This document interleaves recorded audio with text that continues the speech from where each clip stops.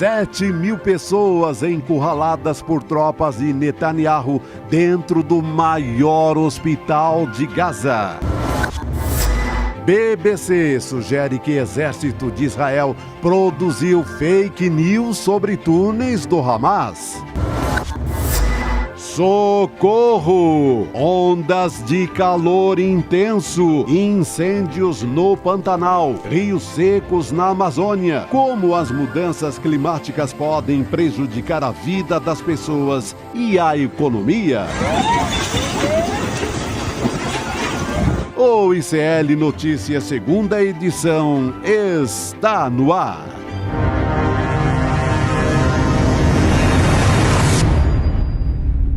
Olá, boa noite, seja muito bem-vindo, seja muito bem-vinda. ICL Notícias, segunda edição, está no ar.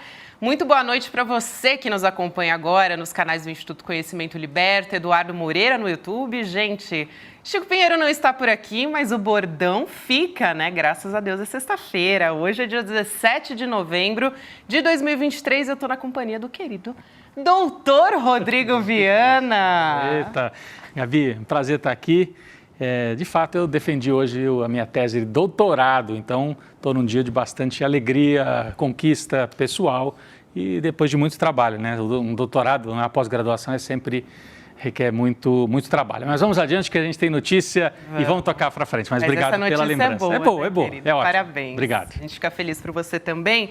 A gente tem, claro, muito assunto complicado para continuar falando, tenso, a situação da guerra está cada dia pior, o massacre na faixa de Gaza. Hoje também um hospital na Cisjordânia, em Jenin, foi cercado pelo exército de Israel. Está acontecendo um cerco neste momento. Carlos Nobre, climatologista, vai conversar com a gente também sobre essa onda de calor que a gente tem enfrentado em São Paulo, Rio de Janeiro, outros estados também, outras cidades enfrentando um calor intenso e, gente, não é verão, isso é urgência climática. A gente vai falar sobre tudo isso ao longo do programa e domingo tem eleição na Argentina, né, Rodrigo Viana? Exatamente, a gente vai acompanhar com muita atenção. É uma eleição na Argentina que transbordou as fronteiras da Argentina, né? A repercussão, os apoios, as declarações transbordaram muito a Argentina, porque é mais um país em que a extrema-direita se organizou para tomar o Estado. A mesma extrema-direita e com um discurso semelhante ao discurso do Trump, do Bolsonaro e agora o Javier Milei. Tem diferenças, né? Cada um tem o seu perfil, o Donald Trump naquele perfil do empresário bem-sucedido, mas o método é o mesmo. O Bolsonaro, um militar de extrema-direita, e o Milei, um economista neoliberal. Cada um tem a sua história, mas os métodos são muito parecidos, a negação da política, essa ideia de que eu não sou político, e ele é político, é evidente que ninguém é candidato a presidente da República sem ser político. Mas vamos dar uma chegada aqui no nosso telão, para dar uma olhada nas imagens e dar uma repassada aqui nessas informações das últimas horas. Então, a campanha na Argentina terminou hoje. Ainda havia campanha na televisão, vocês devem ter acompanhado alguns filmes, né, como a gente diz, da campanha do adversário do Milei, que é o Sérgio Massa. O Sérgio Massa usou muito na última semana as declarações. Esse é o Sérgio Massa, esse aqui que está no telão agora. O Sérgio Massa, candidato de centro para centro-esquerda, apoiado pelos peronistas, e ele apresentou a campanha dele, né, um filme na televisão, mostrando como o Javier Milei é um super entusiasta da Margaret Thatcher, que a dama de ferro da Inglaterra, é um símbolo do neoliberalismo, daquele liberalismo de privatizar tudo na Inglaterra. Acontece que a Margaret Thatcher é também o símbolo da Inglaterra, que derrotou a Argentina na Guerra das Malvinas. Então, usaram muito isso. Quer dizer, o Milei, um dos maiores ídolos do Milei é a Margaret Thatcher, que chefiou o exército que tomou as Malvinas, né, que já tinha as Malvinas, mas derrotou os argentinos na Guerra das Malvinas. Então, esse filme circulou muito por ali. Fizeram montagens também, né? Fizeram várias. Então, essa semana foi uma semana com muitos... Como a gente viu aqui no Brasil, né? Tem a campanha de TV e tem a campanha de internet, e as duas se cruzam. Isso foi muito forte nessa última semana lá na Argentina. Olha, o que chama a atenção, eu falei que as falas são muito parecidas. Adivinha do que o Javier Milei falou hoje, Gabi? Qual foi o mote dele? Nós estamos a 2 dias da eleição. Fraude nas urnas. Conhece esse discurso? Olha, né? parece que a gente já ouviu por aqui, né? Alguma coisa parecida com isso. Só que lá não tem a urna eletrônica. Mas daí tem o discurso de fraude do mesmo jeito. Então, eles repetem. Eles têm perfis diferentes, mas algumas coisas se repetem. O método é o mesmo, né? E qual é o método? Colocar em dúvida tudo. Nada é certeza. Tudo você põe em dúvida, né? E aí, com isso, você questiona o sistema, como eles dizem. Eu sou contra o sistema. E lá ele usa muito a expressão a casta política. Só que ele tem apoio de uma boa parte do que ele chama de casta política, que é a direita argentina do Maurício Macri, que perdeu no primeiro turno, ficou de fora do segundo turno e está apoiando o Milei. Mas hoje, chamando atenção para isso, ele falou de fraude numa réplica do discurso do Bolsonaro, sem prova nenhuma, dizendo que as urnas podem ser fraudadas, se preparando já, se a diferença for muito pequena, fazer um escândalo e tal, não reconhecer talvez a vitória do Sérgio Massa. Já o Sérgio Massa, o candidato do peronismo e o candidato de centro-esquerda, ele tem um perfil mais de centro mesmo, sabe, Gabi? Que ele vem, inclusive, de um partido que não era do peronismo, União de Centro Democrática. Depois ele se juntou nessa grande frente democrática em torno do peronismo para tentar derrotar o Javier Milei. O Massa, o grande esforço dele é levar as pessoas a votarem, mais gente votar no segundo turno. Por quê? Porque está muito emparelhada a eleição. Então, as pesquisas todas do segundo turno... O voto não é compulsório, né? Como? O voto não é compulsório, né? Não, o voto na Argentina é obrigatório, mas assim como acontece aqui, mesmo sendo obrigatório, algumas pessoas não vão. Mas os índices de comparecimento são muito altos na Argentina. Mas numa eleição onde as pesquisas mostram que a diferença está em 2 pontos para lá, 2 pontos para cá, e está mesmo, algumas dão 52, 48 em favor do Milei, e outras 52 ou 51, 49 em favor do Massa. Qualquer diferença no eleitorado, né, pode decidir a eleição. Então, a gente teve um filme, o Sérgio Massa fez uma gravação ao lado de uma senhora de 104 anos, dizendo, eu quero votar. Então, essa aqui, ó, aqui está a fotografia dele com a eleitora, e ela até eu vi as imagens, ele bate na porta. É claro, é um filme, é uma peça de publicidade da campanha, né?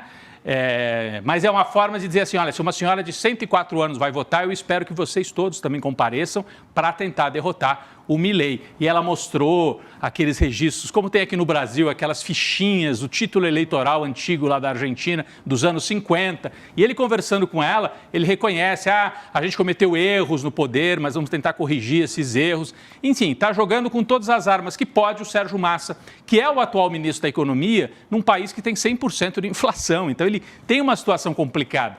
A desconfiança com o Milei, que é o outro, né, é tão grande que um candidato de um governo que tem dificuldades e que tem 100% de inflação, está na disputa assim parelha e tem chance de ganhar. O Sérgio Massa tem chance de ganhar, mas é uma eleição indefinida. Eu falei com jornalistas, com amigos, com gente que mora lá na Argentina, com gente do Serviço Diplomático Brasileiro na Argentina, e todos dizem, não é a impressão não, é imprevisível que vai sair da urna no domingo lá na Argentina. E quando eu falei que a campanha transbordou, é porque lideranças de fora da Argentina se pronunciaram também. A gente teve o presidente Lula divulgando um Twitter esta semana, em que ele não cita abertamente o nome do Sérgio Massa, mas dá a entender que a escolha dele é pelo Sérgio Massa. Aqui, ó, o meu exemplo de amizade com a Argentina vem do meu primeiro mandato. Quando eu ganhei, em 2002, a Argentina foi o primeiro país que eu visitei. Em 2023 também. A Argentina é muito importante para o Brasil. Somos os maiores parceiros comerciais dos argentinos na América do Sul. Tenho uma boa relação com muitos ex-presidentes argentinos. Eu peço para que os argentinos se lembrem que precisamos de um presidente que aprecie a democracia e que valorize as relações entre os nossos países. Porque o Javier Milei diz, várias vezes já disse, que por ele nem tem relações com o Brasil e nem com a China.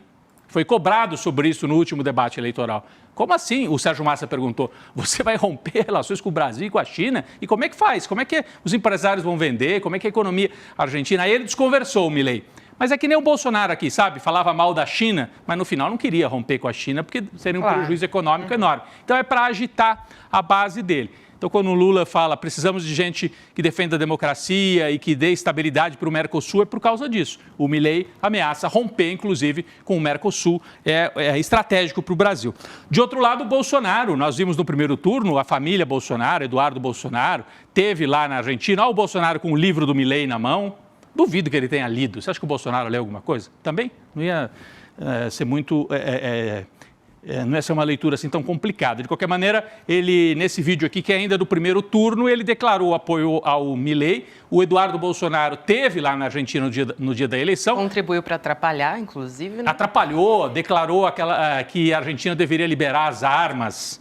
Foi derrubado ao vivo, né? Foi tirado pelos jornalistas. Então, a gente espera que tenha o mesmo efeito, né, Rodrigo? Tomara. Agora, várias lideranças de direita divulgaram abaixo-assinado, um manifesto manifesto essa semana em apoio ao Milei.